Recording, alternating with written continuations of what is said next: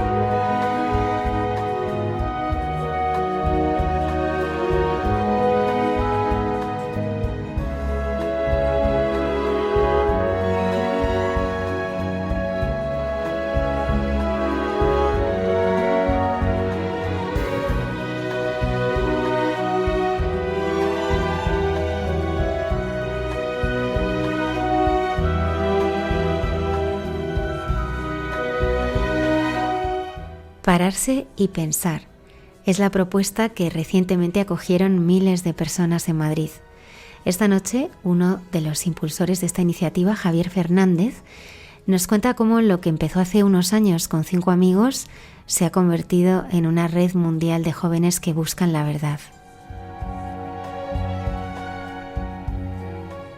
El padre Miguel Márquez nos muestra las huellas de Dios en su vida cotidiana.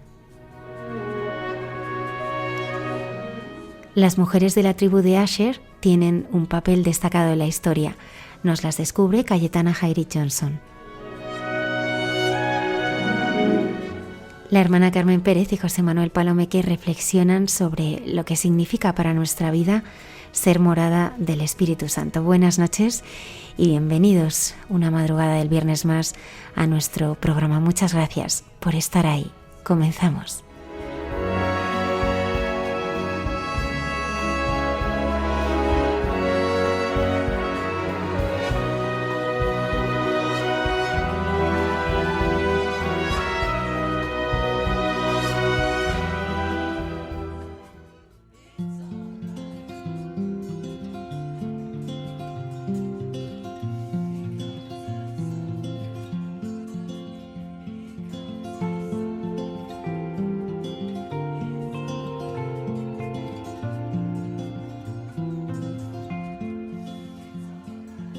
Sunlight fell, it reminded me that life can be so gracious sometimes. And I felt like everything around me was connected somehow.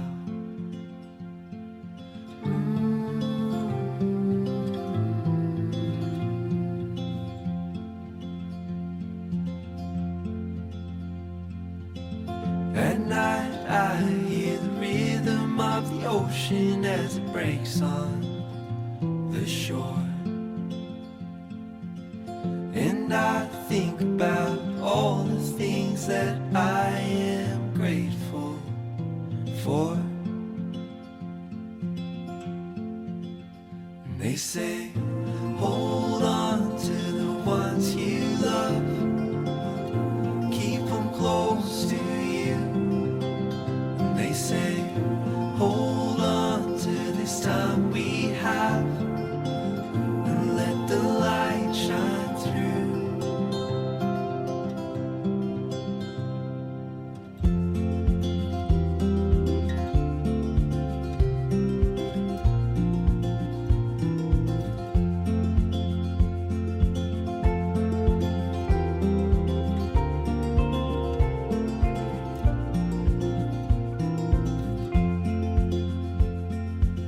Sometimes I get a little bit emotional when I see love unfold. Two hearts bound by reflections of the memories they'll forever hold. And they say, hold on to the ones you love, keep them close to you. And they say, hold on to this time we have,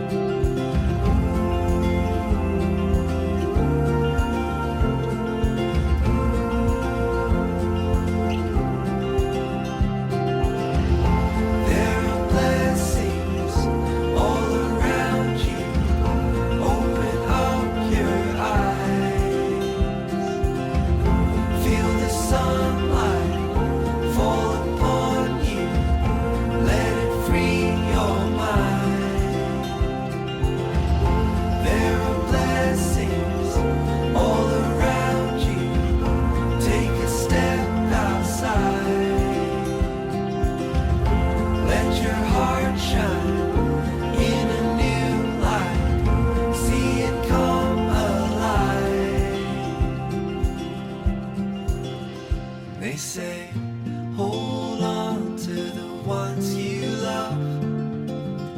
Keep them close to you. And they say, hold on to this time we have. And let the light shine through. El pasado 17 de enero, en Vista Alegre, sucedió un acontecimiento. 6.000 personas se reunían para pararse y pensar. Claro, esto ha generado una curiosidad. ¿Esto cómo ha nacido? ¿De dónde viene? Por eso esta noche nos acompaña Javier Fernández. Él es sevillano, pero ahora trabaja a caballo entre Madrid, bueno, más que a caballo, a avión entre Madrid y Nueva York. Y él nos va a ayudar a conocer, pues, algo que surgió de un modo muy pequeñito y que en algunos lugares se ha hecho grande y en otros sigue siendo pequeño, pero que está dando mucha vida. Buenas noches, Javier. Buenas noches, padre. ¿Qué tal? Javier, ¿qué pasó el otro día en Vista Alegre? Cuéntanoslo.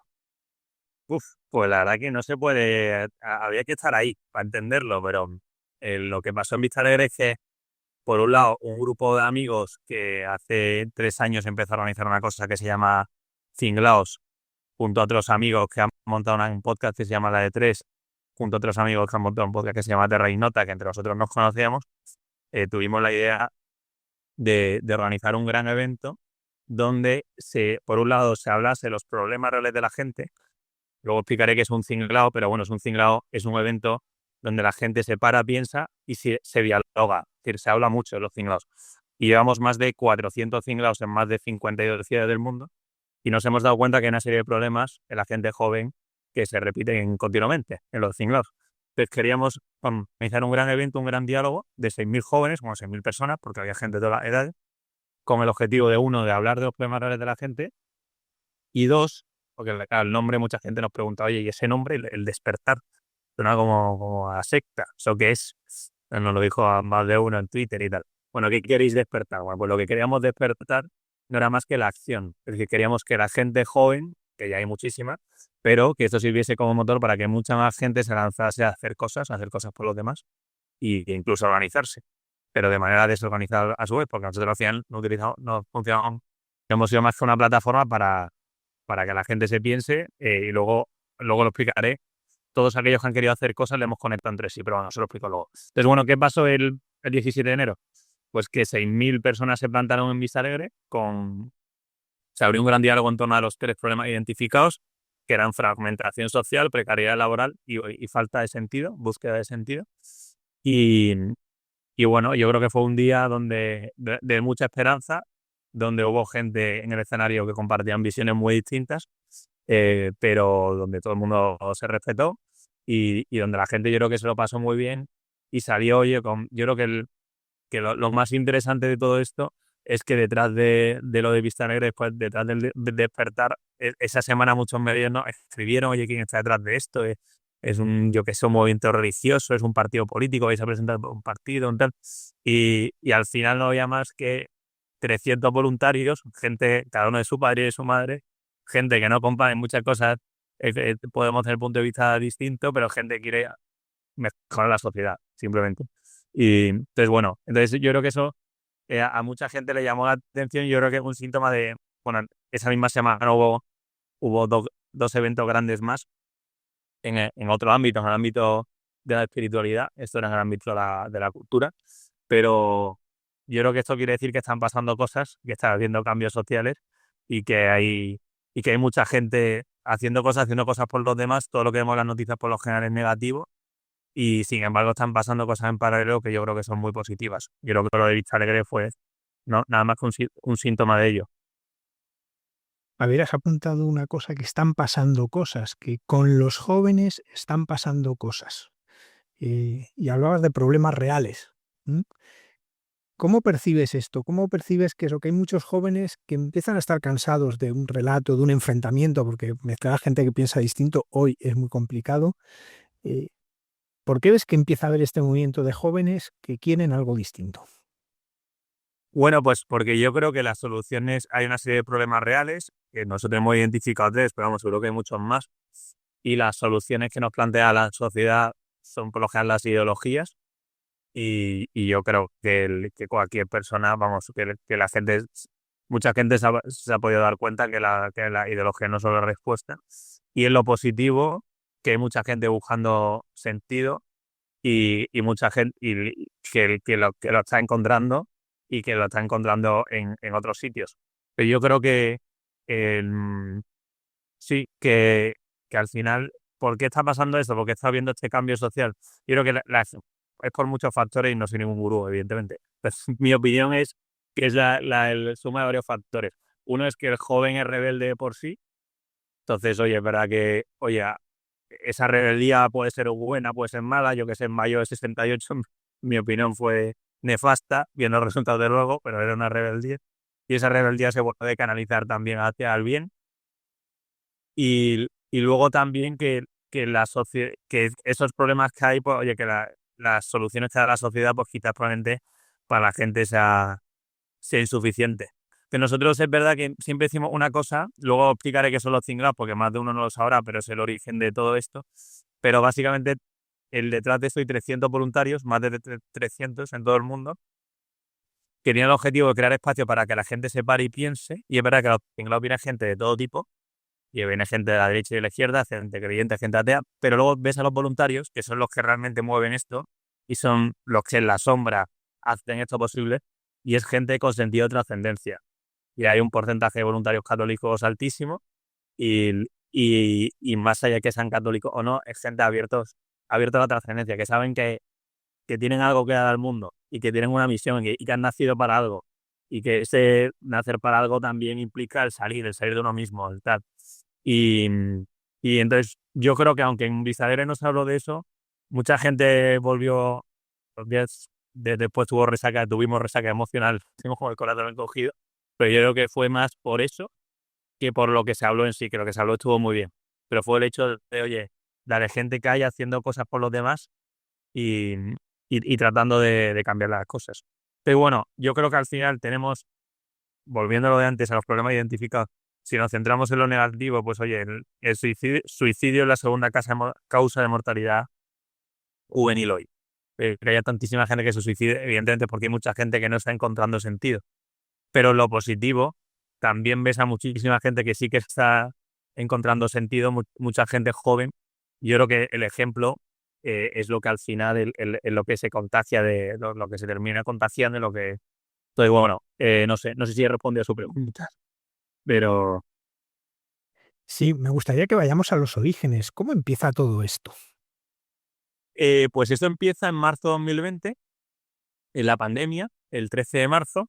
Nosotros nos confinan, bueno, no me acuerdo qué día, no, creo que nos confinaron el 12, 13 de marzo, pues al día siguiente de confinarnos, un grupo de amigos, de 5 amigos, José, Álvaro, Íñigo, Andrés, Tavo y yo, bueno, 6 amigos, tuvimos la idea de, oye, ¿por qué no aprovechamos el confinamiento para que la gente cree espacios para pararse, pensar y buscar la verdad? Era una época además en la que la gente estaba muy asustada los primeros días del confinamiento, oye, que si esto es el fin del mundo, que la gente comprando papel higiénico en el supermercado, fue como días de mucho caos.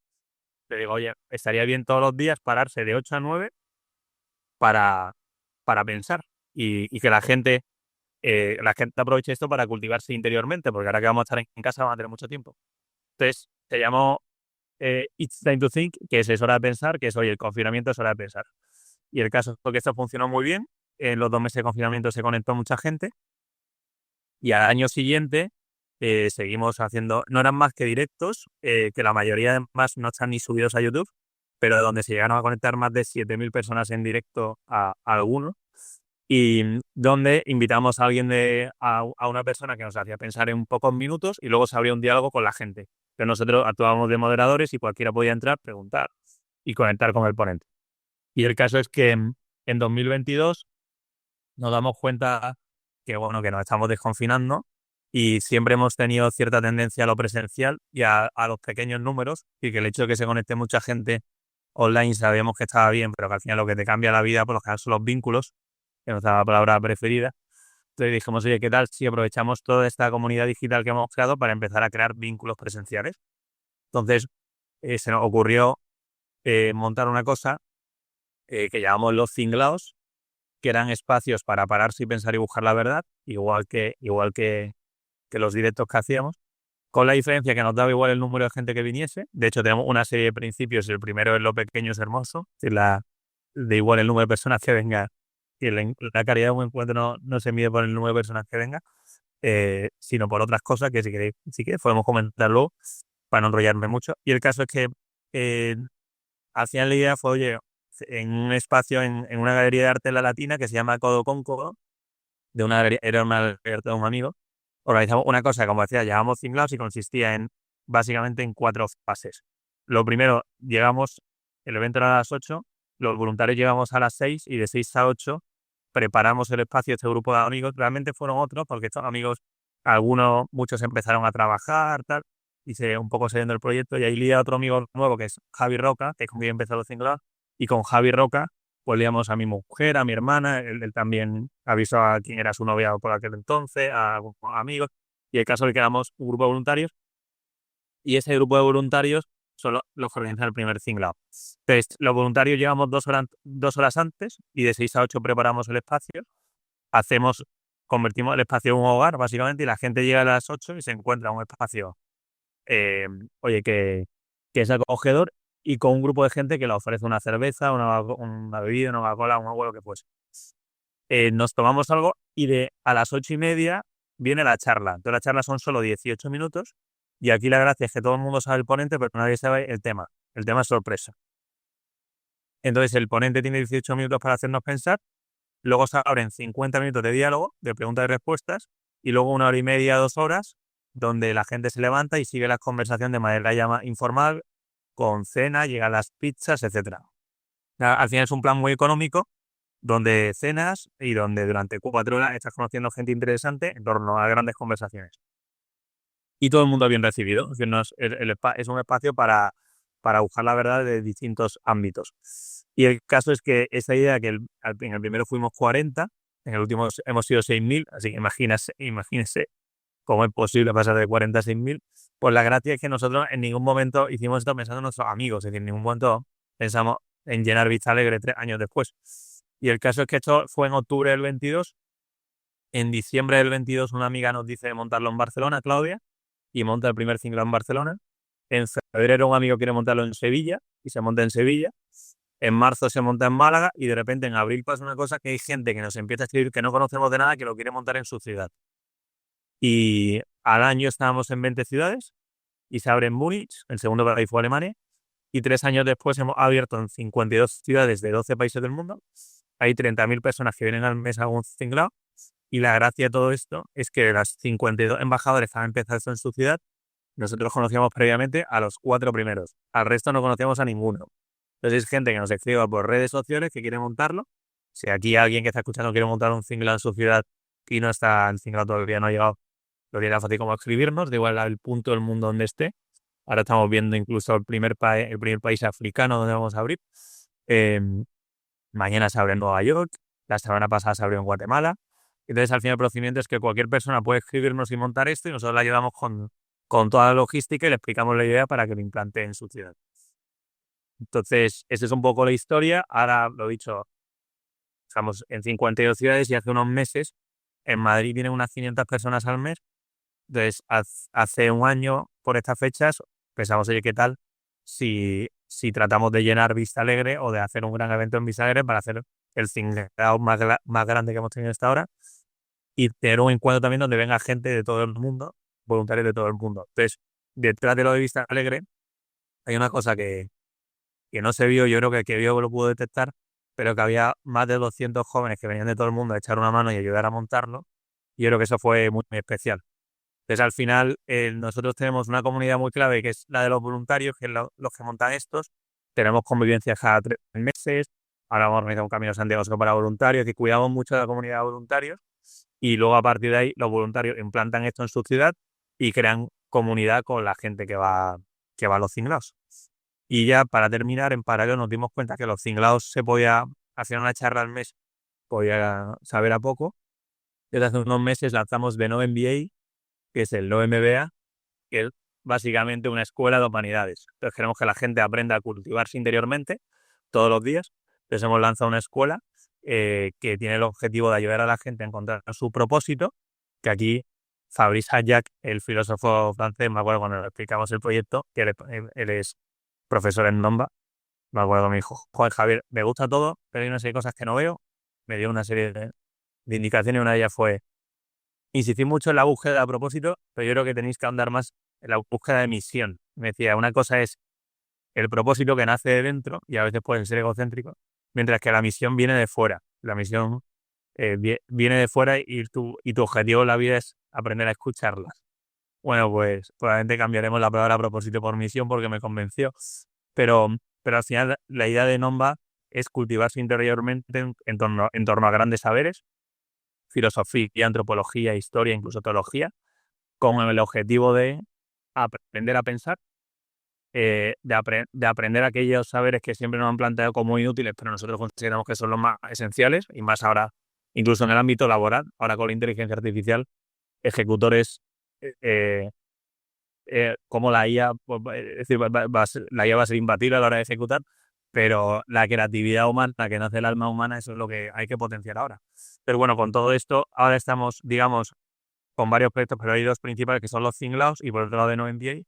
Y de Nomba al final es una escuela donde el objetivo es que cada alumno le dedique 20 minutos al día a la plataforma, luego hay encuentros también de alumnos y en paralelo los Cinglaos, que es lo que nos permite crear esa comunidad presencial donde va muchísima gente, oye, que no quiere pararse 20 minutos al día, pero sí una tarde al mes.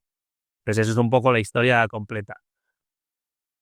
Has apuntado un tema muy interesante, que es el de la vinculación, ¿no? Vivimos una cultura que ha parecido hegemónica, aunque no lo haya sido, que ha fomentado la desvinculación y eso se ha visto pues, en la pérdida de las humanidades, bueno, tantas cosas que no es el momento de hablar de ellas, pero precisamente en un mundo que pregona la desvinculación, ¿cómo vosotros estáis consiguiendo esa vinculación de la gente?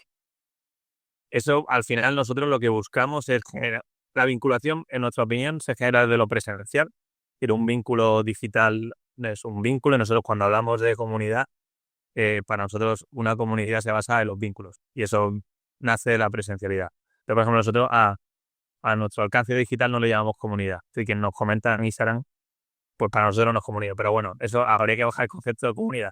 Pero para nosotros lo importante son los vínculos. ¿Cuál es la comunidad más importante para nosotros? Los voluntarios, porque son con los que nos encontramos en el día a día. Y esos voluntarios, a su vez, tienen el objetivo de generar vínculos en su ciudad. Pues el objetivo voluntario es transformar su sociedad, su ciudad, perdón, culturalmente, generando esos espacios donde se generen esos vínculos. Entonces, pongo un ejemplo concreto. Yo qué sé, la semana pasada, como decía, abrimos en Guatemala. O me pongo un ejemplo en Ávila. En Ávila lo lleva un grupo de amigos, el embajador se llama Nico. Pues oye, Nico se une a Einstein to Think, nosotros le enseñamos el método, lo monta en su ciudad y Nico lo que hace es generar un espacio en Ávila todos los meses donde la gente se para a pensar, pero el objetivo de los voluntarios es que todo el que vaya a un cinglao se conozca entre sí y se generen amistades sanas en torno a grandes temas. Entonces, yo hacia nosotros, como lo hacemos, es recuperando las conversaciones de bar de toda la vida. Una cosa que nos pasa mucho es que cuando invitamos a un ponente, tiene 18 minutos para decir lo que quiera y luego se genera un diálogo donde es imposible saber lo que va a pasar. De hecho, en Vista Alegre, un tío cogió el micro y atacó, quizás es muy grave la palabra atacar, pero llamó la atención a los organizadores porque el evento lo patrocinase una cervecera y dijo que era una vergüenza, tal.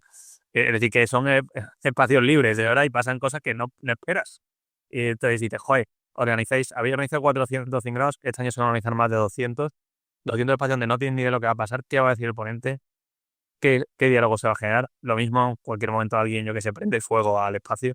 Pero pasa una cosa curiosa, que en Twitter, cada vez que abrimos un evento, muchas veces recibimos un montón de ataques. A los cingrados puede venir cualquiera y en los cingrados nunca ha habido un mal rollo en ningún cingrado. Siempre ha habido buen rollo. Porque yo creo que al final en Twitter tú te puedes enfadar con alguien por la idea que tenga, porque haya invitado a fulanito de copas, pero en lo presencial eso no pasa. Tú cuando vas a un espacio presencial y tienes por a voluntarios sirviéndote. Es decir, pongámonos en la piel del tuitero que más odie lo que estamos haciendo. Y le dicen, voy a ir a un cinglao. El tío llega, se encuentra gente que es normal, que no tiene ningún tipo de interés de convencerle de nada, que le recibe con una cervecita, Y a partir de ahí llega un ponente que ni siquiera los voluntarios sabemos el tema, que tiene 18 momentos para decir lo que quiera, y luego se genera un diálogo donde en ese ambiente que hemos creado de hogar, donde siempre todo el mundo está con buena actitud. Oye, pues es que el cabreo se te va de una, es decir, eso no. Entonces, al final nosotros tratamos de recomponer, suena muy ambicioso, recomponer la sociedad dentro de lo que podemos hacer, que es limitado, evidentemente, pero generando esos espacios culturales donde se vuelvan a generar vínculos entre gente que a lo mejor piensa distinto. Entonces, al final, respondiendo a tu pregunta, a través de lo presencial. Luego, mi opinión, pues hombre, evidentemente, a la hora de generar vínculos, nada es más imbatible que, por ejemplo, una institución como la familia. Es verdad que gracias a los cinglados ha surgido muchas familias, porque mucha gente ha encontrado hoy esa casa. Entonces, también es una consecuencia indirecta. No buscada, pero oye, una maravilla. Entonces, yo creo que al final, evidente, todo esto también, que esto haya funcionado tanto, eh, es porque, oye, la gente quiere pararse a pensar, sí, pero sobre todo yo creo que es porque la gente está deseando hacer buenos amigos y generar buenos vínculos con gente sana, gente buena. Y yo creo que eso es al final, es un deseo que está en el corazón de todo el mundo. Y yo creo que al final nuestro éxito va más por ahí que por otra cosa. Y sí, en los vínculos, vamos. En nuestra sociedad lo que se vive es mucho la inmediatez, hasta el punto que cuando algo no es automático ya piensas que se ha estropeado, ¿no? Incluso eso se nota mucho en la radio en la que estamos, que cuando guardas 3 segundos de silencio uno piensa que se ha cortado la emisión, ¿no? Porque todo es muy inmediato, todo está lleno de contenido. Eh, Cuando esto es así, ¿cómo se consigue generar espacios para pensar, para pararse y pensar? Pues ahí nosotros, justo los cingleros tienen el objetivo de pararse y pensar generando vínculos, pero tenemos que otros proyectos donde la gente se para y piensa sin crear vínculos, véase de no MBA, porque al final es algo que hacer en tu casa. Más allá de que luego hay eventos y tal, y buscamos que la gente se conozca. Entonces, yo creo que ahí, vamos, nosotros los que hemos empezado todo esto, somos gente que somos gente normal, quiero decir que no, yo ni soy filósofo, ni antropólogo, ni nada, pero es verdad que compartimos una inquietud y es que somos gente que desde hace tiempo se para, lee, se cultiva interiormente.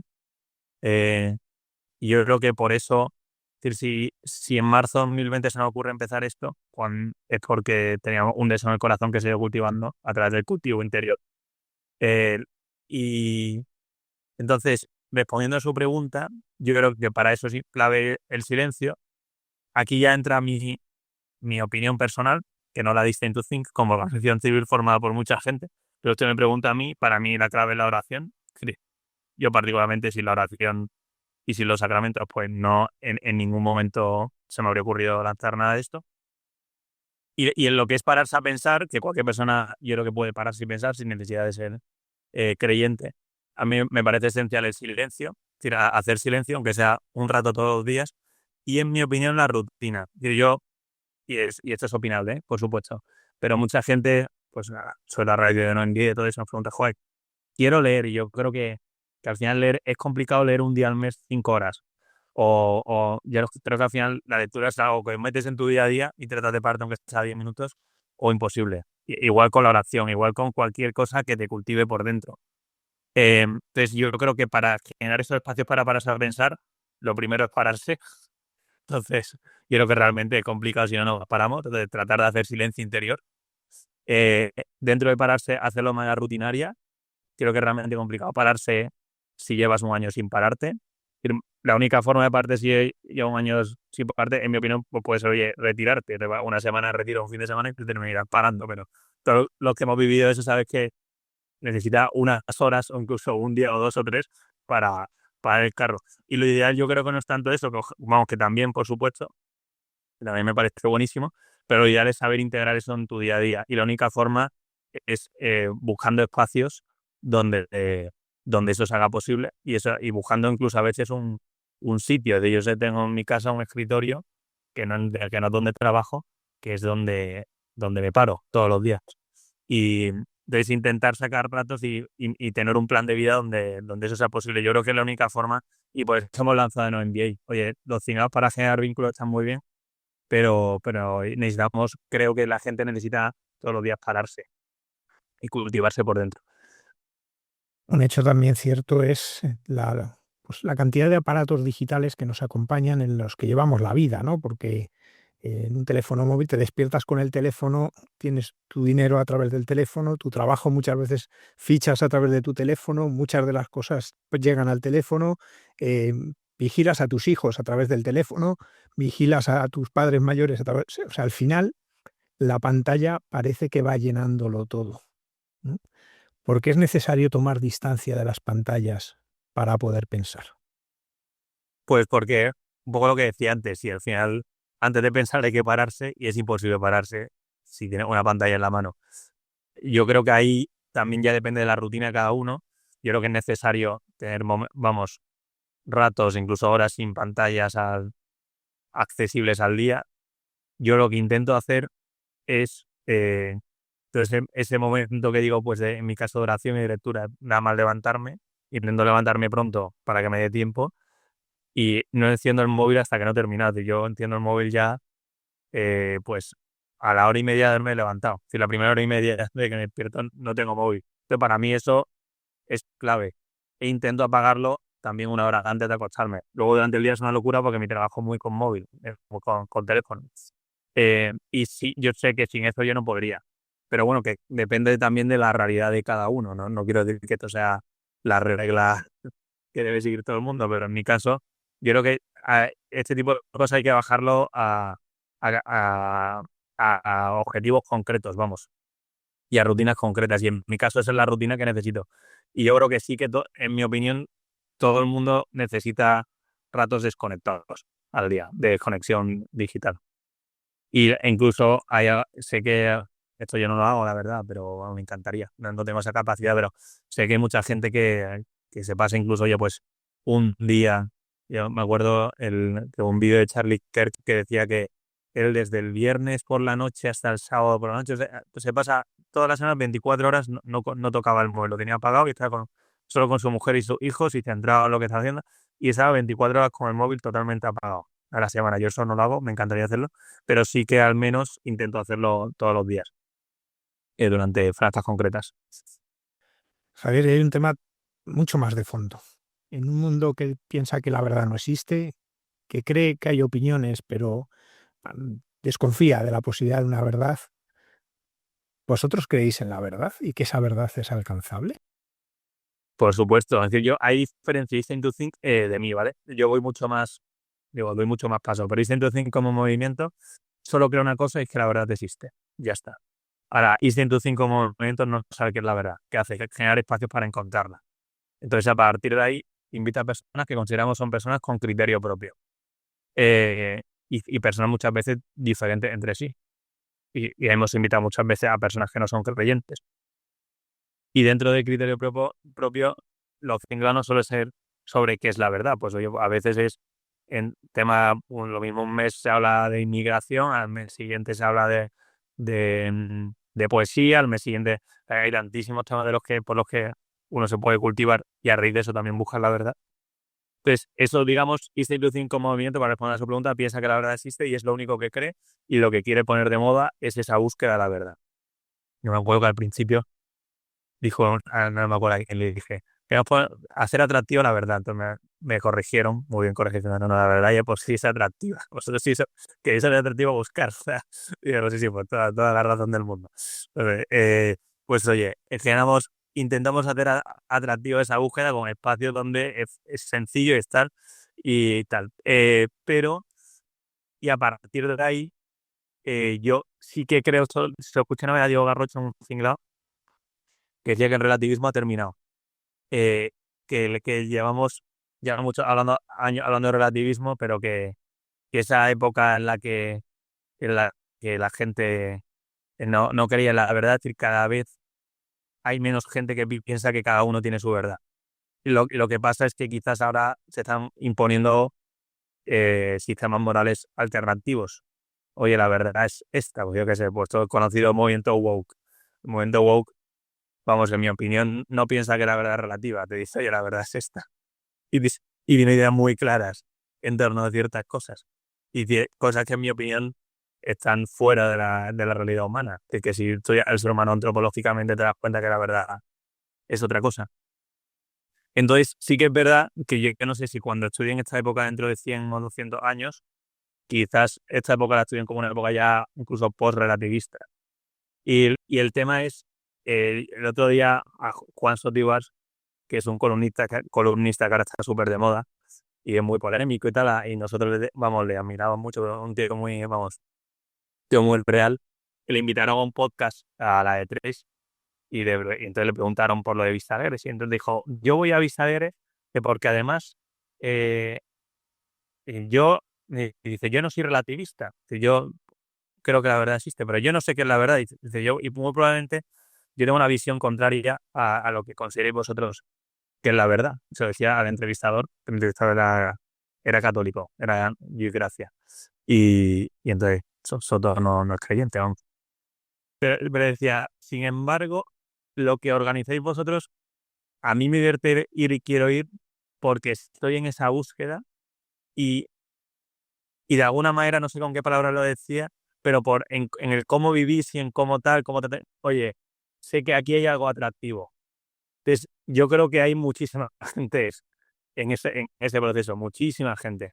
Y, y yo creo que nosotros esta misma idea la tenemos hace 10 años y no habría triunfado, no habríamos pasado de los 40 del primer cinglado. Si ha crecido tantísimo, no es más que un síntoma de que la gente está deseando buscar esa verdad y, y sí, entonces, respondiendo a su pregunta, yo creo que sí, que vamos, que hay un anhelo real y que ahora vienen, vamos, en ese sentido yo creo que estamos en una época muy bonita y también oye, de muchas oportunidades para la gente que quiere hacer el bien. Pues siempre había oportunidades para hacer el bien, pero quiero decir que ahora puede haber incluso un viento más de cara por esos cambios sociales que está habiendo. Javier, un aspecto vuestro es que invitáis a gente de lo más distinto. O sea, invitáis tanto un psiquiatra como un filósofo, pero también invitáis a gente del mundo de la cultura, cantantes, cineastas, actores, de un sentido, eh, lo que podemos llamar derecha, izquierda, centro, creyentes, no creyentes. Llama la atención en un momento en que muchas veces se suspenden actos porque alguien considera que es contrario a sus ideas y lo sabotea. ¿Cómo vosotros conseguís primero hacerlo y luego que esas personas que encima, después de los 18 minutos que hablan, les pueden salir por cualquier sitio, vayan? Sí, no, la verdad que eso es increíble. Pues mire, nosotros empezamos al principio invitando amigos, porque bueno, como cualquier, esto no empezó siendo más que un grupo de amigos y no era fácil, escribíamos a ciertos invitados que nos mandaban por ahí. Pero a medida que va creciendo la cosa, pues oye, yo entiendo que hay muchos, es curioso porque al final los cinglos en Madrid, que son donde más gente va, son unas 500 personas, que suena muchísimo, pero yo qué sé, viene el mismo Juan Sotibar, que lo mencionó hace un rato, y Juan Soto sube un vídeo de YouTube y lo ve 500.000. Pero sin embargo no tiene mucho espacio donde hablar de manera directa a 500 jóvenes, además de una manera tan informal, tan cercana, con una cerveza en la mano, una Coca-Cola, que siempre nos dicen que incitamos al consumo de alcohol, o bueno, lo que fuese, pero un ambiente cercano. Em, y yo creo que eso es lo que le resulta atractivo. Lo primero eso, y lo segundo, que yo creo que somos muy coherentes con lo que decimos. Es decir, le dije hace un rato que yo tengo mi opinión sobre lo que es la verdad y mi propia búsqueda de la verdad, pero Vicente como movimiento no solo soy yo, hay más gente, y el único objetivo es buscar la verdad y realmente generar esos espacios de diálogo donde gente diferente se encuentre. Y vamos hasta las últimas consecuencias con esa idea. Y no nos da miedo invitar a quien sea. Y mucha gente muchas veces nos ha dicho, Juan, mi propio padre, oye, ¿cómo invitas a este? Y yo, "Bueno, nadie, si realmente pensamos que está totalmente equivocado este señor, nadie va a cambiar su forma de pensar radicalmente por escuchar a alguien 18 minutos y abrir un diálogo con el de 40. La media de la gente está dirigida a jóvenes profesionales, son gente con 30 años que, oye, que nos estamos formando nuestro propio criterio y no pasa absolutamente nada por escuchar a alguien que piense distinto. Em, y, y yo creo que al final en este tipo de cosas es más importante lo que pasa después que lo que pasa durante. Entonces, la charla dura 18 minutos, luego hay 45 de diálogo, luego hay 2 horas de encuentro donde la gente de manera informal se encuentra y ahí se generan esos vínculos. Bueno, pues lo primero no es más que una excusa para abrir el diálogo para las conversaciones de después. Y entonces yo creo que al final se genera un ambiente muy sano donde cualquier persona se siente cómoda y sobre todo da igual quien venga que se va a sentir bien recibido. El otro día un amigo me decía, joder, a mí los cinglados me encantan, y un amigo que piensa distinto a mí en muchas cosas, y los cinglados me encantan porque es de los pocos espacios, por no decir el único espacio que he visto, donde puedes llegar, decir lo que quieras y no sentirte juzgado. Y a mí a mí me parece la clave. Lo que no quita que es necesario que haya espacios para todo, ¿eh? Pero en este caso, yo creo que el papel que cumplimos en la sociedad es muy bonito y también es un papel que, volviendo al origen, ayuda a mucha gente a acercarse a la verdad, creo yo. Y, y sí, entonces no me quiero enrollar mucho más, pero sí. Vosotros habláis de las cámaras de eco y que un modo de acabar con ellas es el humor. ¿Qué es eso de las cámaras de eco? Bueno, las cámaras de eco es que al final hay mucha gente que ha delegado el pensamiento al móvil. Ahora con la IA se ve claramente, ¿no? Lo hablaba hace un rato con un amigo que me dijo, es que hay gente ya que nunca se ha preocupado por escribir o por leer y ahora como todo le escribe la IA, ya es como, joder, ya este tío ya está, vamos. Y esto la IA tiene un año, pero esto empezó, la IA tiene mucho tiempo, pero ChatGPT tiene un par de años, pero todo eso empezó hace 5 años cuando ChatGPT ni existía y hay una cosa que existía entonces y que sigue existiendo, que son las cámaras de eco, que al final es, oye, si tú no te paras y piensas y te formas un criterio de las cosas y te cultivas por dentro, eh, si tú no haces eso y además te pasas X horas al día pasando reels de Instagram o vídeos, shorts de YouTube, el problema que tiene eso es que hay una cosa que se llama el algoritmo y el algoritmo quiere enseñarse de cosas que solo que te interesan a ti. Es decir, si a ti no te interesa algo, no te lo va a enseñar. ¿Qué pasa? Que te pasas años de tu vida o horas y horas de tu vida donde solo piensas y te cultivas con YouTube o con Instagram o con tal y estar dentro de una cámara donde solo recibes lo mismo. El problema de eso es que luego, yo qué sé, me pasa incluso en la política. Oye, ¿cómo es posible que la gente piense de esta manera? Pues, joder, me meto en redes y todo el mundo... Claro, pero es que el que piensa de la manera totalmente contraria dirá lo mismo. Yo, ¿cómo es posible? Si solo veo cosas que retroalimentan lo mío, ¿no? Entonces, para esa búsqueda de la verdad, pensamos que es necesario romper esas cámaras de eco. Y las cámaras de eco se rompen a través del pensamiento, ¿no? Del pensamiento libre, eh, generando esos espacios de silencio. Y también a través, y vuelvo a lo mismo, a través de la generación de vínculos, ir haciéndote amigos, básicamente. Otro aspecto que has señalado es eso, bueno, que vemos Vista Alegre 6.000, pero bueno, Teruel son 20, ¿no?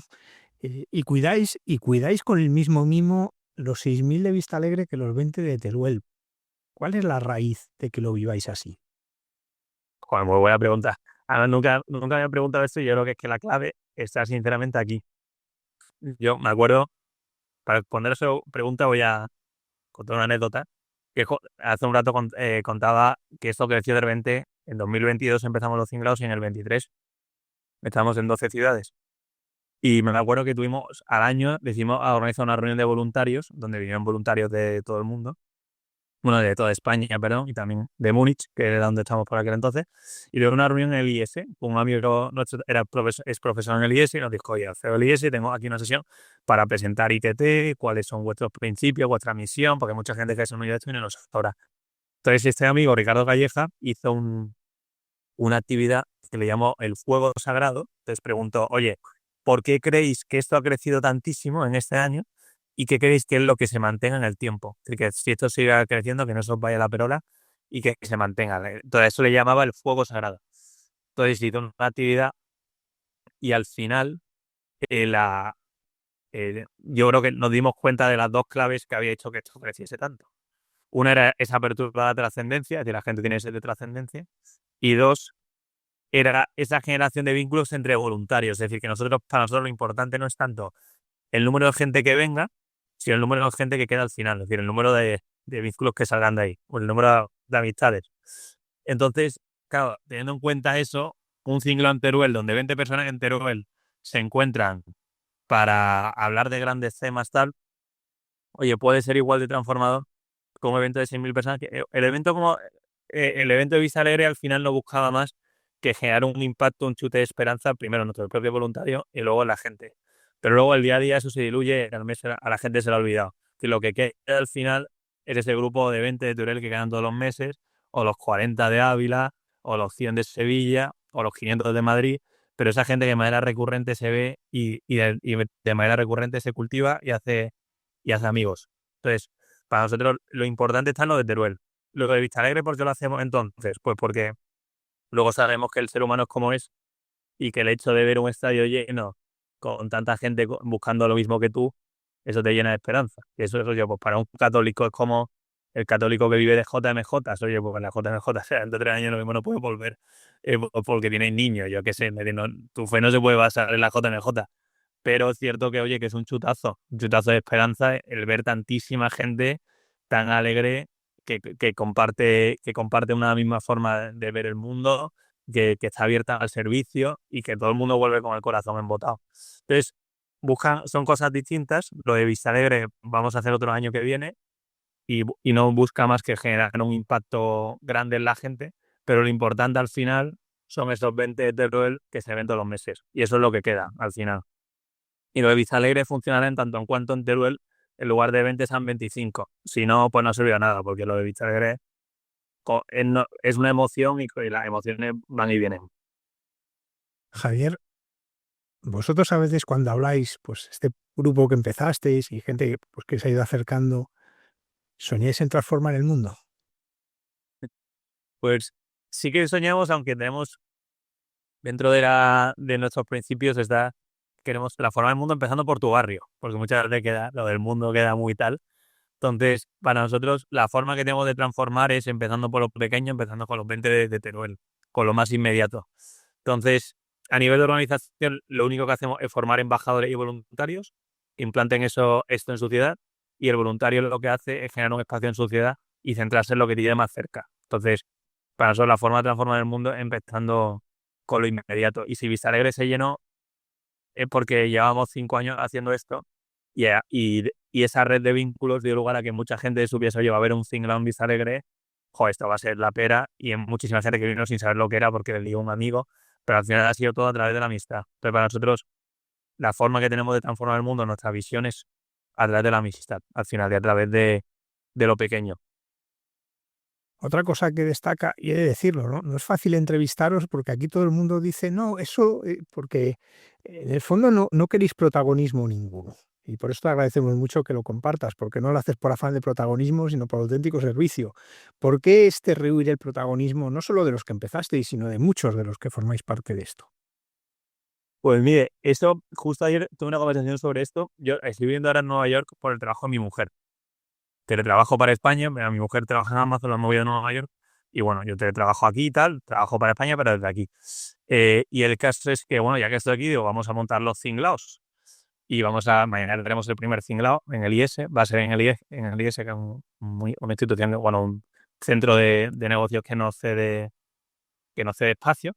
Y el caso es que, hablando ayer con ella, decía, joder, claro, es que hay mucha gente que nos ha preguntado por qué entra en nuestra web y nadie sabe quién hay detrás. Y nos pasa también con la prensa. Cuando pasó lo de Vista Alegre, pues vino El País, vino, bueno, El Mundo, vino Antena 3, vino muchísimos medios.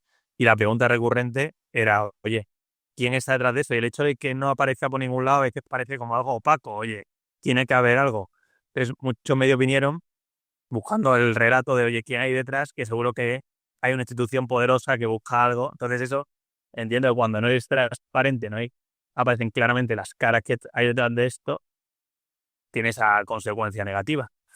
Pero tiene la consecuencia positiva tiene varias consecuencias positivas. Una es que nosotros nos presentamos como movimiento y no queremos protagonismo de ningún tipo. Y el hecho de que aquí no haya protagonistas hace que un tío lo monte en Teruel, siguiendo el ejemplo de Teruel, y el proyecto lo sienta suyo, porque no es el proyecto de Javier Fernández Contreras o de Javier Roca, que es el que sale en todos lados con su camiseta hablando de tal, no, es un movimiento donde hay muchísima gente y el cargarse los protagonismos hace que muchísima gente quiera unirse y que lo sienta suyo rápido. Y también, oye, pues hay un tema que esto va en el ser humano, que son los egos, y todos lo tenemos, y a nosotros nos ayuda mucho vivir una vida más coherente, el no salir, el no... eh, lo que no quita que a veces, pues oye, tengamos que salir, pues oye, nos llaman hoy de Radio María y tenéis un mensaje interesante que contar, pues oye, venimos y lo contamos con toda normalidad. Pues hay digo que al final hay que darle también cierta normalidad a las cosas. O por ejemplo, cuando hay encuentros de voluntarios, pues a los voluntarios le formamos los que lo empezamos, pues porque al final somos los que hemos vivido esto y los que mejor se lo podemos explicar. Pero sí que intentamos, una cosa es eso y otra cosa es el afán de protagonismo. Y eso intentamos nosotros mismos, intentamos escaparnos y, y salir lo mínimo posible por eso, básicamente. Y eso también nos permite que mucha gente que se presente esto como movimiento de gente, que cualquiera puede unirse y que quien quiera montarlo, yo qué sé, en Palencia, que no estamos, pues rápidamente lo sentirá como proyecto suyo. Otro aspecto es que es voluntario, que aquí no nadie cobra, sino que todo el mundo pone su trabajo, su tiempo a disposición de los demás. ¿Por qué ese modelo de voluntarios? Pues al final, siguiendo toda la conversación que llevamos, que hemos repetido mucho la palabra vínculos, nos damos cuenta que lo que diferencia, nosotros hace un par de años tuvimos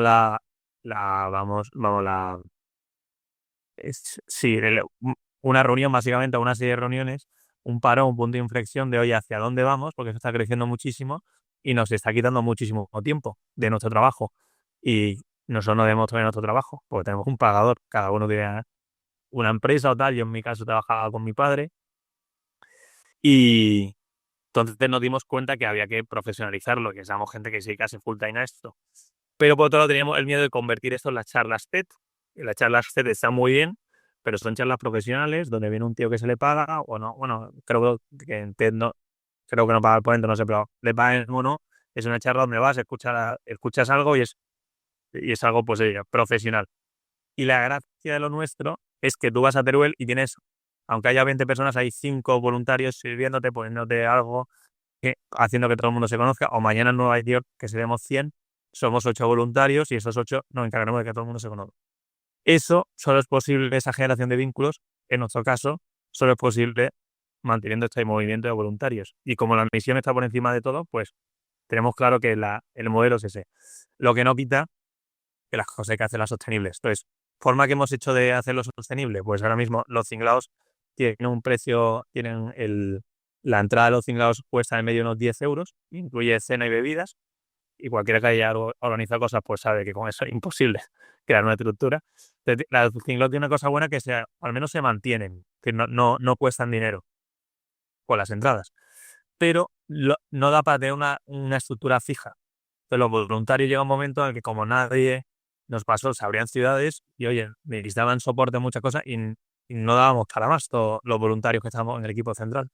Entonces lo que hemos terminado haciendo es seguir con el modelo voluntarios, pero hemos contratado un pequeño equipo, ahora hay 3 personas dedicadas full time a esto, a dar soporte a los voluntarios, a los voluntarios de Distinct to Think. Y lo que hemos hecho es crear proyectos en paralelo que tengan la misma misión de culturizar la sociedad, pero que estos sí, que sean proyectos, oye, pues que tengan un precio, que generen recursos económicos. Entonces, el primero es de No MBA y estamos, que es el que le comenté hace un rato, y estamos ahora creando más. Entonces, nuestro objetivo a largo plazo es tener una pequeña estructura que dé soporte a los voluntarios de todo el mundo y diferenciar el que por un lado es voluntario y le dedica un par de tardes al mes, pues oye, la tarde reunirse con los voluntarios para pensar el siguiente tema que vamos a tratar y la tarde del Think diferenciar el que le quita 2 tardes al mes y el que se dedica profesionalmente a ello porque le dedica varias horas al día. Entonces nuestra idea es terminar diferenciando esas 2 labores. Entonces, ¿cómo tenemos la estructura ahora? Hasta hace un año todo el mundo era voluntario y había cierta desorganización y ahora hay un staff. Debajo de ese staff, o más bien en paralelo de staff, porque aquí tampoco hay estructura jerárquica, están los embajadores, es decir, hemos elegido 1 o 2 voluntarios por ciudad que son los que lideran. Entonces los embajadores se comunican con el staff y luego en torno a los embajadores hay un equipo de voluntarios y la clave son los voluntarios porque son los que al final están en el barro y son los que consiguen que el cinglado pase y que se genere esto que digo. Porque al final un cinglado será mejor o peor en función a la calidad humana de la gente que vaya. Y la calidad humana lo ponen los voluntarios al final. Javier Fernández, muchísimas gracias por habernos acompañado esta noche y presentarnos pues una realidad que empezó pequeñita, pero que se ha ido extendiendo y que está alcanzando a muchos. Gracias, Javier, por recordarnos que tenemos que parar y que tenemos que pensar. Muchísimas gracias, padre. He pasado un muy buen rato.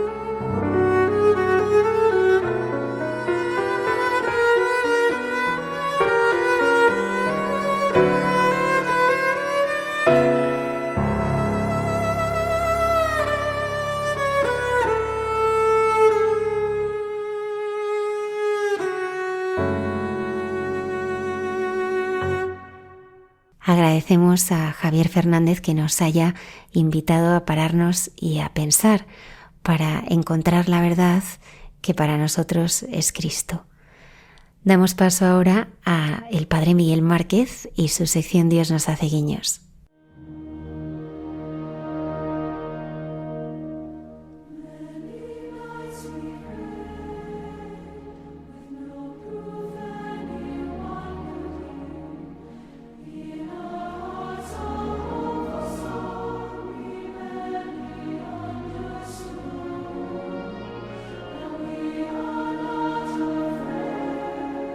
Termina un día intensísimo en este rincón del mundo en el cual hay tanta hondura, tanta profundidad, tanto misterio que recorre el alma de las personas y de las cosas, tantas tradiciones que recuerdan hondura y sabiduría y raíz. Al final de un día muy intenso, muy ajetreado, al final de un día en el cual no encontraba un rincón donde poder grabar estas palabras con silencio exterior. Ruido de obras, ruido de coches, ruido de maquinaria,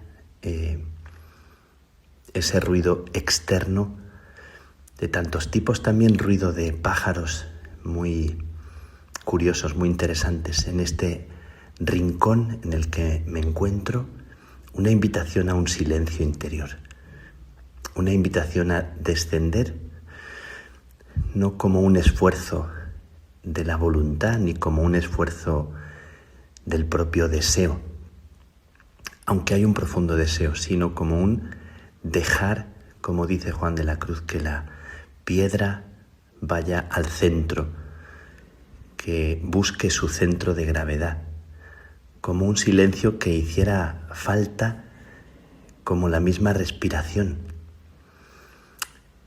Hoy escuchaba también comentar a alguien en un vídeo la necesidad que tenemos de contemplación, de no hacer nada, de aburrirnos, de perder el tiempo dejando que la mente y el corazón puedan volar a la sorpresa de lo inesperado.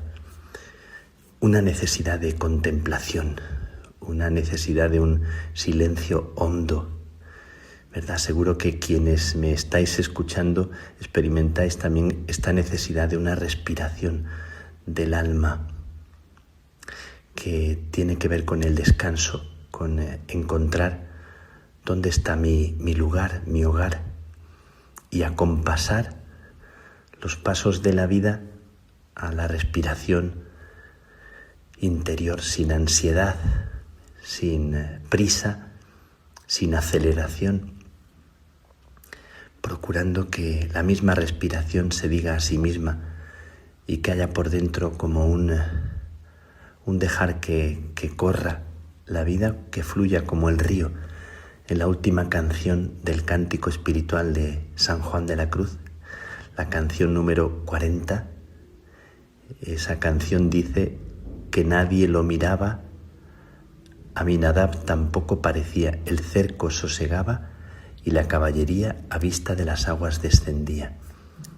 Inspira un descanso, un no estar sujeto a la mirada que juzga, que condiciona, que te hace evaluarte, que te hace pensarte en el juicio de los demás. Cómo encontrar ese lugar, esa respiración, ese descanso interior en el cual el río que fluye te hace sentir que por dentro también hay necesidad de dejar que un río corra, el río de tu propia historia, de tu propia vida. Cómo pensamos si es posible encontrar ese descanso del alma donde uno encuentra hogar y encuentra sosiego. ¿Es que es posible ese sosiego en el cual no estamos atenazados, mordidos por tantas urgencias, mordidos por tantas exigencias interiores, donde uno no tiene que portarse bien, porque uno no tiene que portarse, simplemente tiene que ser, tiene que respirar en la presencia de otro y en la presencia de una verdad profunda? ¿Cómo sentirme yo en este momento invitado a esta experiencia de dejar que la vida sea? Y esto lo quiero vivir, lo quiero acoger en esta noche única, en este rincón de la India, y quiero hacer un poco de silencio con vosotros, contigo que me escuchas.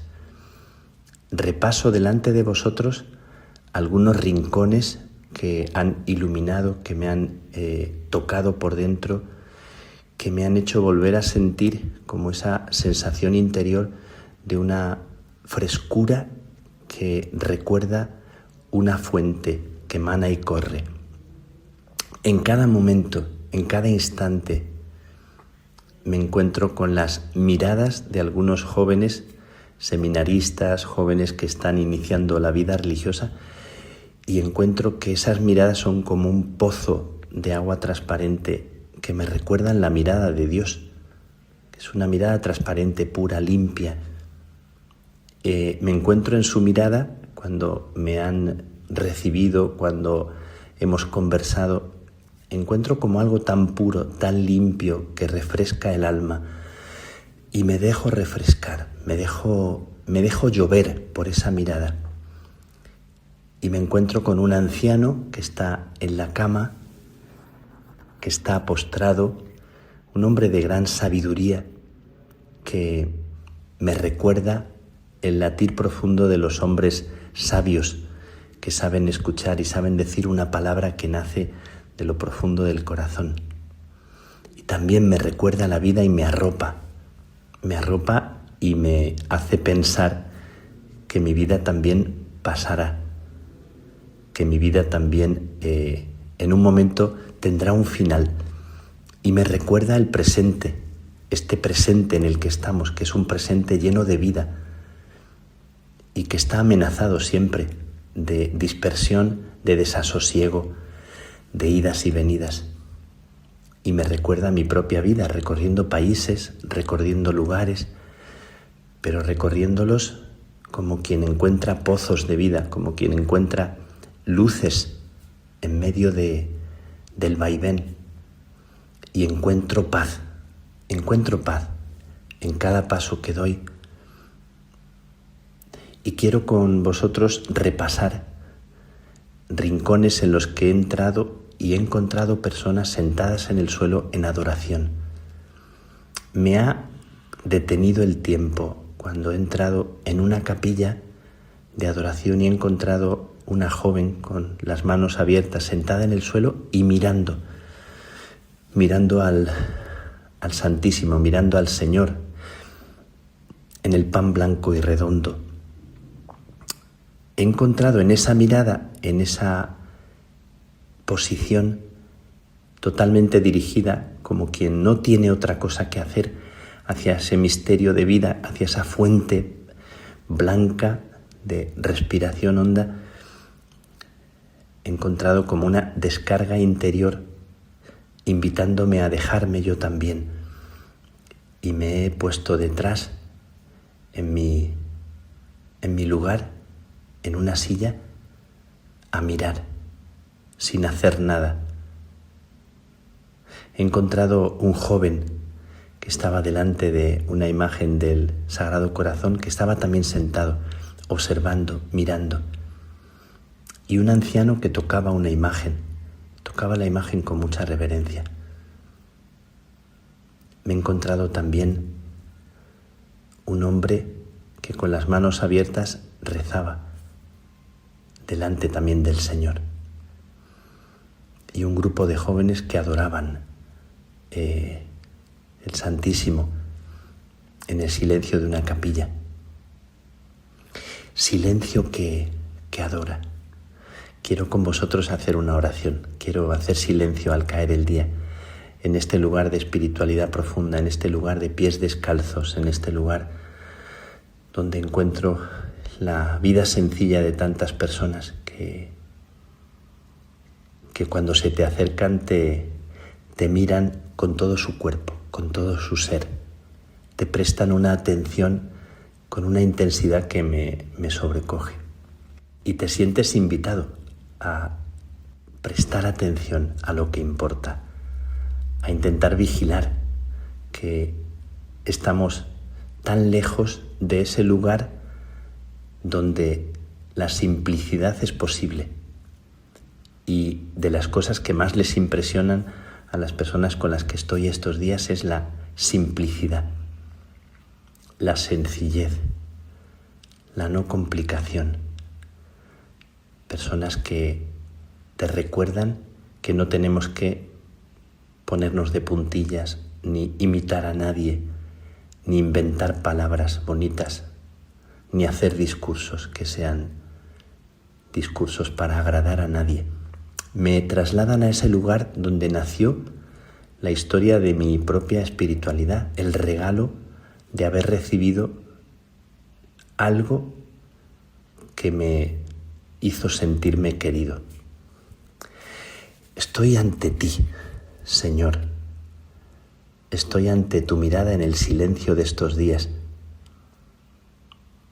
Reflejo en la mirada de tantas personas sencillas que estoy encontrando, de la mirada que me cambió la vida. una mirada pura, transparente, una mirada atravesada de sufrimiento, de inquietud, de límites, de dolor, de fragilidad, y una mirada que me habla de vida en este momento. Estoy ante ti, Señor, que me miras invitándome a sentarme ante ti, en el suelo de la vida, en este momento real, verdadero, sin esperar a mañana. Me siento ante ti, Señor, y me dejo mirar. No me defiendo, te dejo que me mires. No quiero adivinar lo que dices, quiero quedarme sin acelerar ninguna palabra y sin esperar ninguna palabra. Estoy ante ti que me conoces, que sabes quién soy, que sabes mis pobrezas, mis pecados, mis sentimientos más hondos, que sabes toda la historia de mi vida hasta el día de hoy. Estoy ante ti, Señor, aprendiendo de esta gente descalza, sencilla. Estoy aprendiendo simplemente a estar ante ti, a dejar que la vida respire en el latir que es verdadero, más allá de la imagen que tengo ante mí. Estoy ante ti que me miras con una mirada serena, que no me juzgas, que simplemente me invitas a que me sienta en ti vivo, verdadero, auténtico en tu mirada, dejando otras miradas, dejando otros afanes, otros juicios, poniendo ante ti las heridas de este momento de mi vida, poniendo ante ti a todas las personas que me duelen, que me quieren, a las que yo debería querer más, poniéndolas todas ante ti, que sabes lo que a cada una le hace falta. Tantas y tantas personas que piden una oración. Estoy ante ti, Jesús, ante tus manos, que me recuerdan que mi vida es sostenida, y es sostenida en la confianza de que todo irá bien. Estoy ante ti, Jesús, cuya vida acabó crucificada, y en esos brazos abiertos y en ese pecho abierto me recuerdas que hay una fuente permanente de vida en cada instante, en cada momento.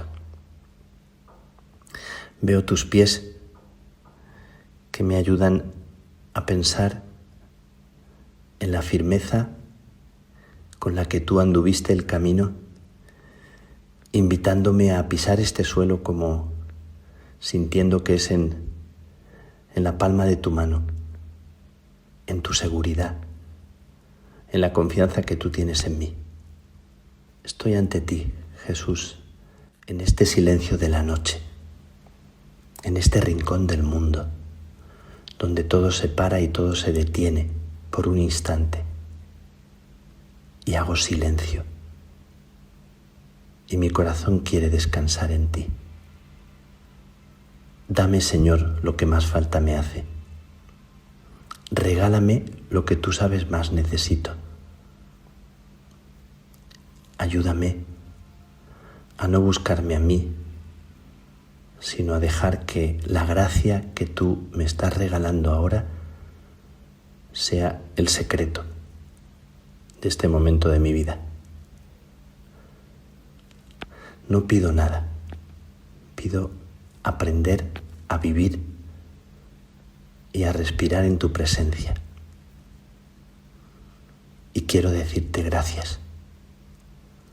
Gracias por el regalo de las personas que alrededor de mí estos días oraban, recogidas, mirándote, con su vida entera de manos abiertas y pies descalzos. Descálzame de mí, Señor, y ayúdame a entrar en la hondura y en la respiración de este momento. Regálame la gracia de este momento presente en tu mirada. Soy afortunado delante de ti, muy afortunado. Enséñame a dejarme mirar. Enséñame a dejarme amar. Regálame la simplicidad del corazón para vivir cada instante como un tesoro en tu presencia, y enséñame a mirar, a abrazar y acoger a cada persona como un tesoro. Hago silencio con los que me estáis escuchando. Un instante de silencio, nos dejamos mirar. Respiramos hondo la gracia de este momento. Y que la bendición de Dios Todopoderoso, Padre, Hijo y Espíritu Santo, descienda sobre ti, descienda sobre vosotros y os acompañe siempre, siempre.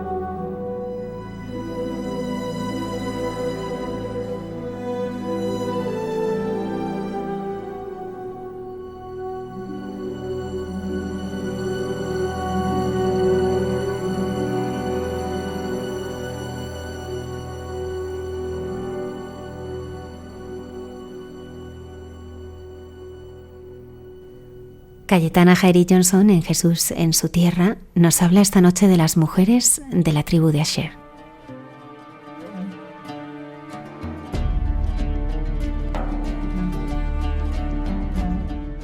Buenas noches de paz y bien, queridos amigos de esta sección llamada Jesús en su tierra de Radio María.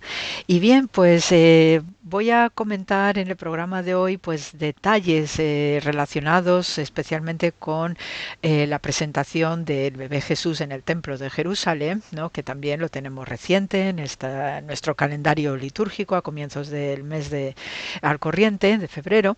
Y no solamente tenemos que se nos explica bien lo que es esta costumbre judía, ¿no? De cuando se cumplieron los días de la purificación según la ley de Moisés, los padres de Jesús lo llevaron a Jerusalén para presentarlo al Señor de acuerdo con lo escrito en la ley del Señor, ¿no? Entonces ya pues van y cumplen, ¿no? Con este precepto, estas obligaciones que tienen todas las familias judías, ¿no? Y se nos describe la presencia de Simeón, que según el texto bíblico dice que había entonces en Jerusalén un hombre llamado Simeón, hombre justo y piadoso que aguardaba el consuelo de Israel, y el Espíritu Santo estaba con él. Le había revelado por el Espíritu Santo que no vería la muerte antes de ver al Mesías del Señor. Entonces dice que impulsado por el Espíritu pues se fue al templo, ¿no? Más abajo, ¿no? Pues obviamente Simeón, que toma al bebé en brazos y bendice a Dios diciendo: ahora, Señor, según tu promesa, puedes dejar a tu siervo irse en paz, porque mis ojos han visto a tu Salvador, a quien has presentado ante todos los pueblos, luz para alumbrar a las naciones y gloria a tu pueblo Israel. Y sigo leyendo más abajo, donde también se nos comenta de la presencia de la profetisa Ana, hija de Fanuel, de la tribu de Asher, ya muy avanzada en años. De joven había vivido 7 años casada y luego viuda hasta los 84. No se apartaba del templo, sirviendo a Dios con ayunos y oraciones noche y día, presentándose en aquel momento. Alababa también a Dios y hablaba del niño a todos los que aguardaban la liberación de Jerusalén. Pues precisamente por Ana, la profetisa, ¿no? Que además también tiene este epíteto añadido, pues me voy a referir en unas cuantas pinceladas por qué se menciona expresamente que es de la tribu de Asher. Y precisamente es que la tribu de Asher es la tribu de los felices, ¿no? De los bienaventurados, ¿no? Porque de hecho la raíz del nombre, pues significa este término que utilizamos también para describir las bienaventuranzas, ¿no? Y entonces Ashre, ¿no? Tarararararara y todo lo que sigue, ¿no? Pues esta es una expresión técnica que identifica además a esta tribu, que es el 8º hijo del patriarca Jacob.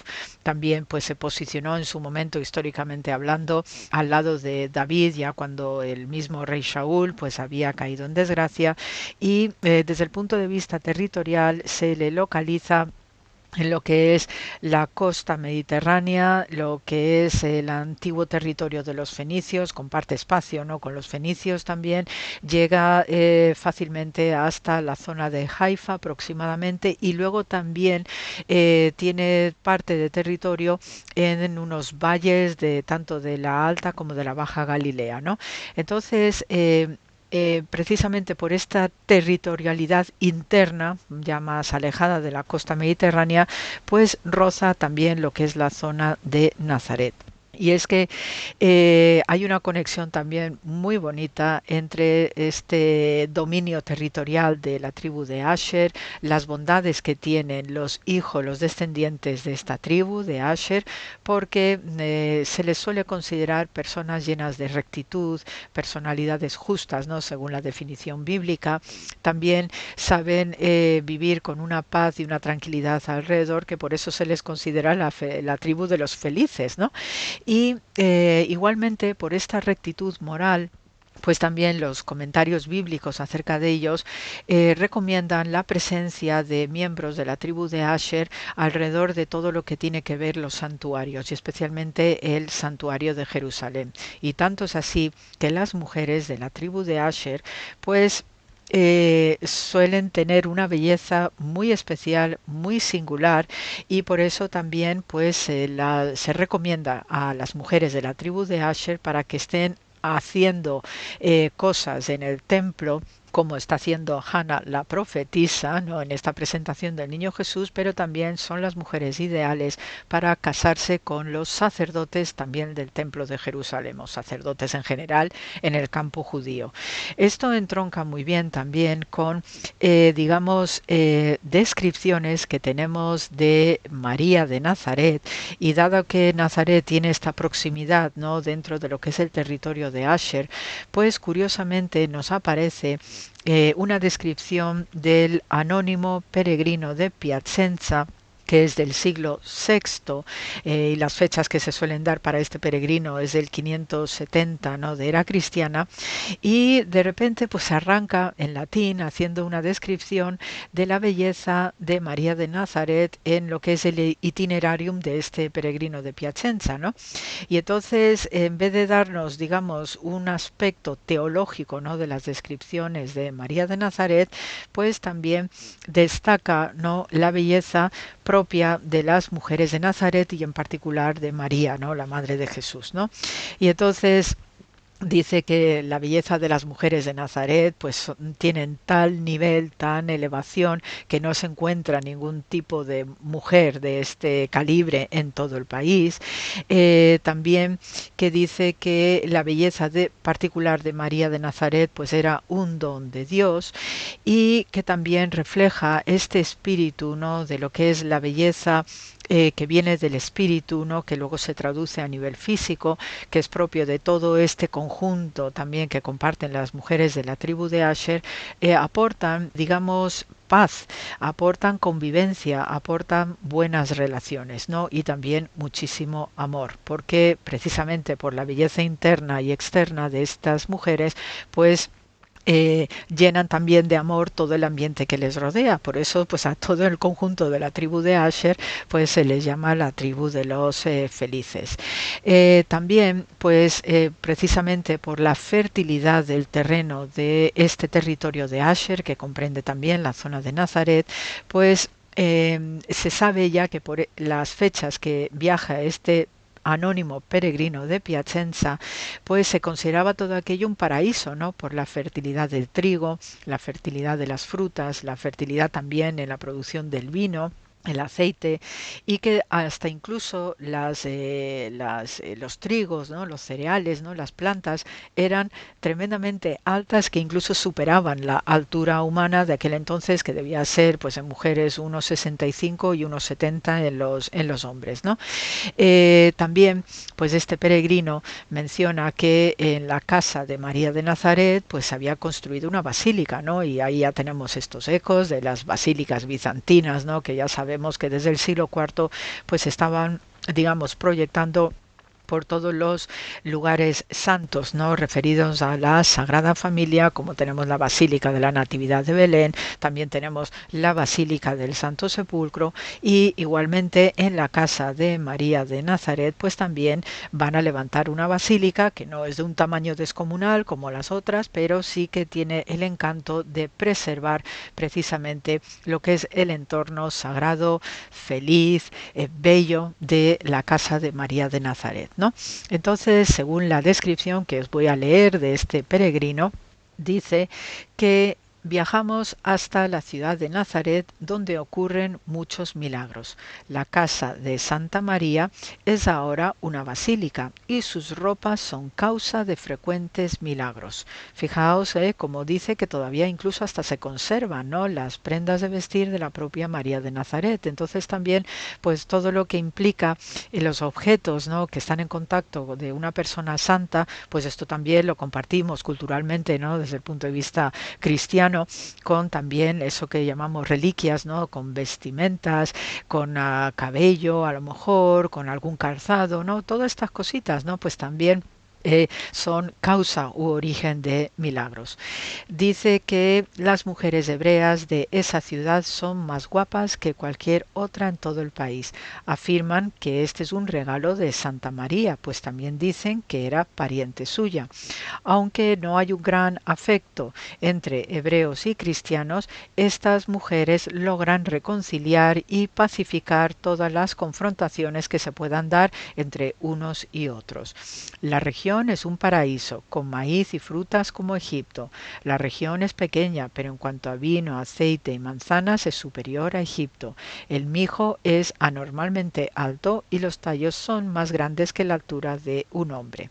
Esto es la traducción obviamente adaptada de lo que es el texto latino de este anónimo peregrino de Piacenza, y siempre, ¿no? Pues nos invita también a la reflexión de que también la belleza física pues tiene que estar reflejando igualmente la belleza espiritual, la belleza intelectual, que es todo uno, ¿no? Dentro de lo que es el conjunto de la persona, y uno se puede imaginar perfectamente cuando trota por este territorio del norte del país, de Israel, de la Galilea, y también se proyecta hacia esta costa y la zona del Monte Carmelo, pues puede entender perfectamente esta beatitud y esta tranquilidad y esta armonización tan limpia, tan sana en el ambiente, como para entender toda esta descripción de María de Nazaret, y siempre también con ese punto u objetivo de la convivencia, de estar tranquilos, donde a veces pues los seres humanos no siempre se llevan bien entre unos y otros. Así que quería comentaros este detalle a propósito de la profetisa Ana, que también es testigo, ¿no? de esta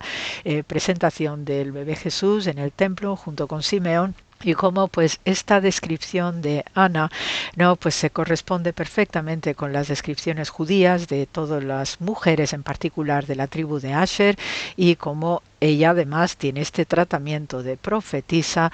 Por tanto, pues se explica muy bien el alto concepto que tienen las personas de la tribu de Asher, y particularmente sus mujeres, y por extensión también María de Nazaret. Así que con el programa de esta noche se os manda mucho amor, si queréis, al estilo de la tribu de Asher también.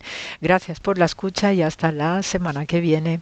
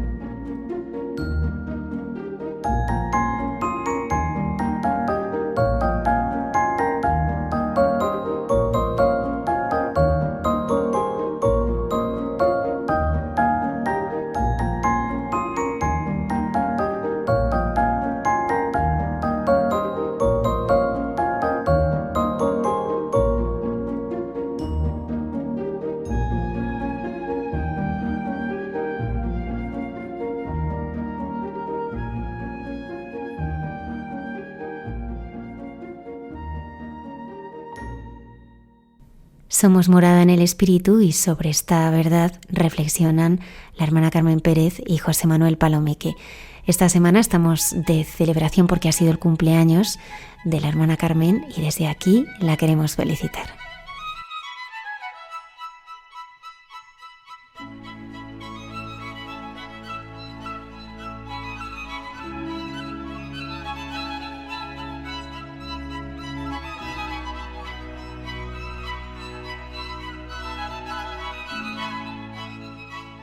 ¿Qué te parece, José Manuel, que nuestro diálogo se centre hoy en casa propia?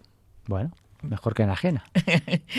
San Pablo experimentó, como él dice, que llevamos un tesoro en vasijas de barro, para que se vea que una fuerza tan extraordinaria es de Dios y no proviene de nosotros. Por eso no nos acobardamos, sino que, aun cuando nuestro hombre exterior se vaya desmoronando, nuestro hombre interior se va renovando día a día.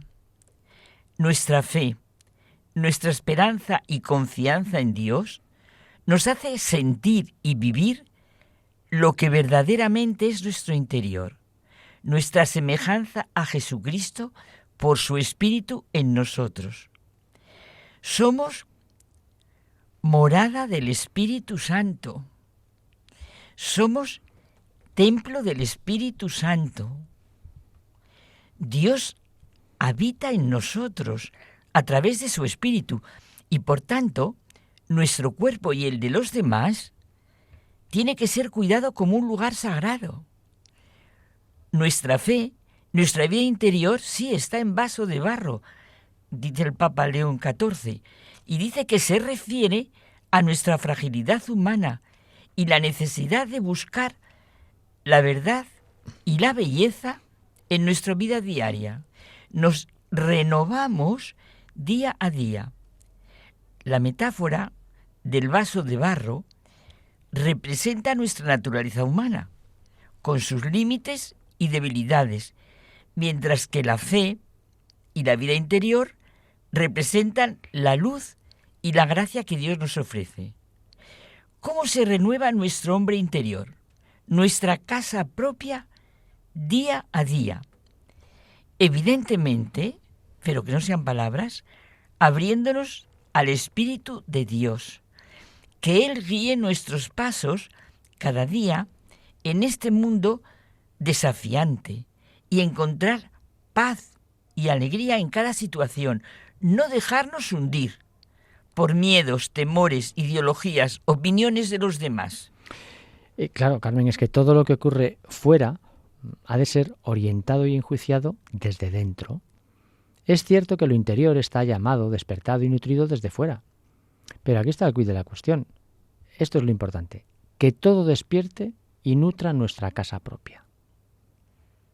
Si yo quiero, nada puede intervenir despiadadamente en mi vida y sí enseñarme, nutrirme y liberarme. Siempre puedo aprender en el ejercicio de mi libertad. Nunca me lo sé. Cada situación requiere una respuesta desde lo que realmente es nuestra morada. Has dicho una cosa que lo tenemos que coger para un diálogo solo. Nunca me lo sé. En nuestro interior llevo siempre grabada la convicción de que soy morada del Espíritu Santo, de que los demás son también morada del Espíritu Santo y que a eso está llamada toda la humanidad. El hecho de que toda la humanidad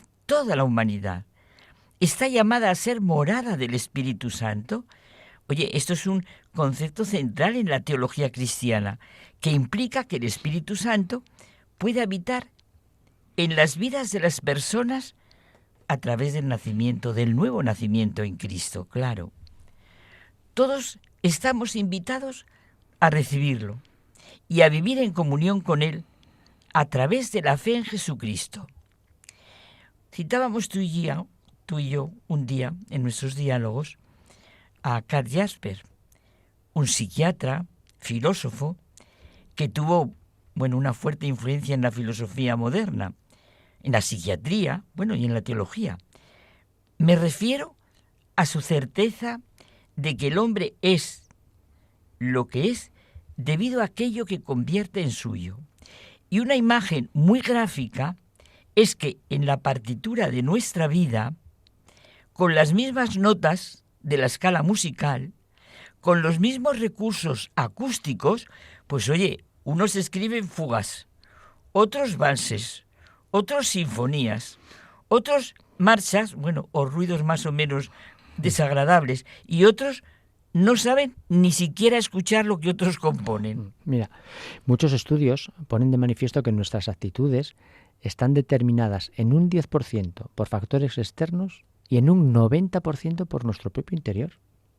Nuestra existencia se orienta hacia dos polos: la interioridad, lo que estamos llamando nuestra casa propia, la unidad de nuestra persona, y la relación con personas, procesos y situaciones. Claro, como dices muy bien, la conexión con los demás y con lo demás, claro, como esa capacidad que tenemos de comprensión y de experiencia. Las personas, las cosas, las situaciones tienen a veces sobre nosotros pues un predominio violento.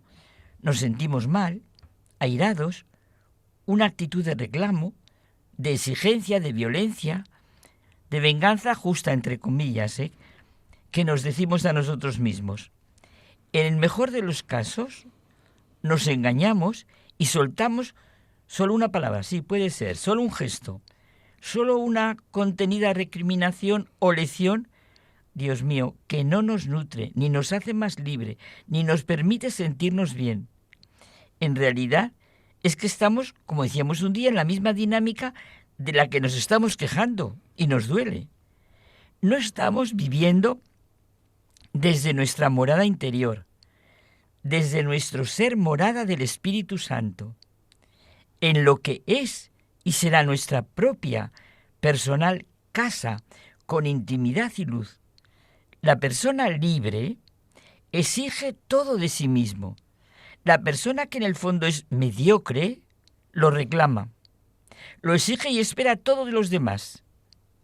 Desde luego, yo esto lo digo mucho, siempre estamos aprendiendo, porque no hay secretos en nosotros que nuestro comportamiento no nos los ponga de manifiesto. Por eso, esos hechos, esas personas, eso que nos molesta y agrede, sea lo que sea, justo o injusto, bueno, pues puede convertirse y ser una llamada a lo profundo, a nuestro interior, a nuestra casa propia, a la casa que cada uno se hace en su interior según la respuesta que da, claro. Constitutivamente somos seres abiertos a los demás y al mundo en que vivimos. Tenemos nuestras tareas, vivimos vínculos muy diversos y nos sabemos obligados a todo ello. Pero si lo que ocurre, si nuestro trato con los demás tiene un predominio sobre nosotros, incluso violento y agresivo muchas veces, estamos vueltos hacia afuera. Y nuestro interior es débil, se debilita cada vez más, y la riqueza de nuestra libertad y responsabilidad ni se percibe. No vivimos en casa propia, no estamos en nuestro interior.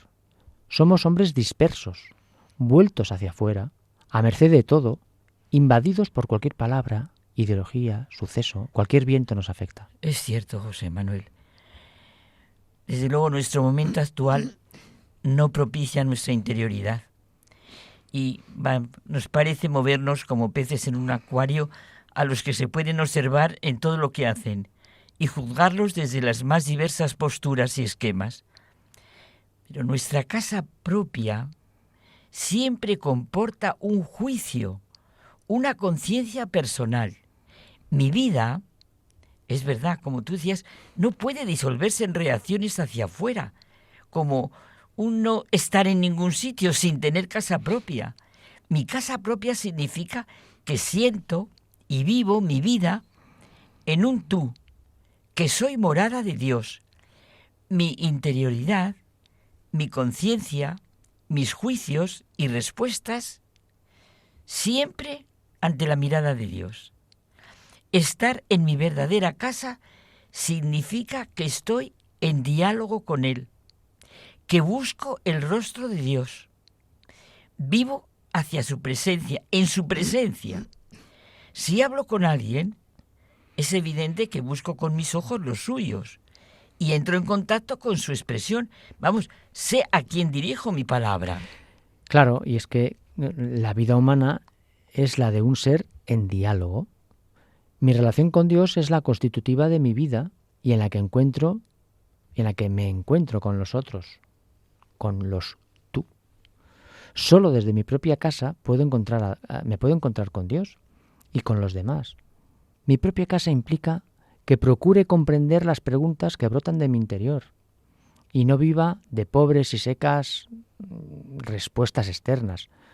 Solo desde mi interior sé lo bueno que requiere el aquí y el ahora, lo que exige Él, con mayúsculas, que realice en el mundo. Claro, y todo eso que estás diciendo, José Manuel, implica mi capacidad de percibir la llamada de la verdad, de lo noble, de lo honrado, y lo realice de manera concreta, en cada momento, a pesar de lo que pueda en ese momento invadirme.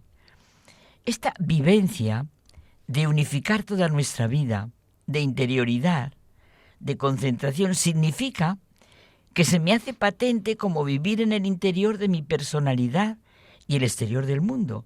Aquí es donde se manifiesta el verdadero sentido de qué es ser persona, ser situado en libertad y responsabilidad. Claro, y así es verdad que surge el amor, evidente, el respeto, la fidelidad, la gratitud, el esfuerzo, la generosidad, que son la manera de vivir la casa propia con las respuestas que vamos dando. Y esto con todas mis limitaciones, dificultades, caídas y levantadas. Por tanto, Carmen, ya para terminar, no busquemos fuera lo que llevamos dentro, que nos lo dice San Agustín.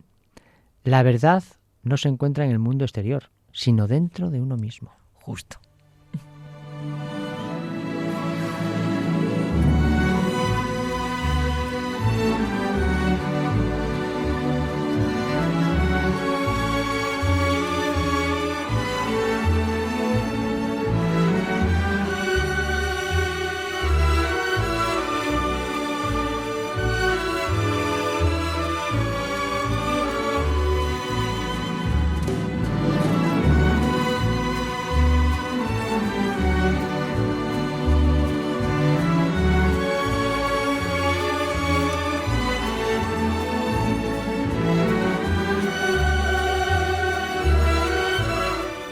Nos despedimos hasta el próximo programa en el que estaremos ya en Cuaresma. Ya sabéis que podéis escucharnos a través de nuestros podcasts en la página web de Radio María y también escribirnos a la dirección de correo haymuchagentebuena@radiomaria.es. Muchas gracias por habernos acompañado y que tengáis una feliz semana.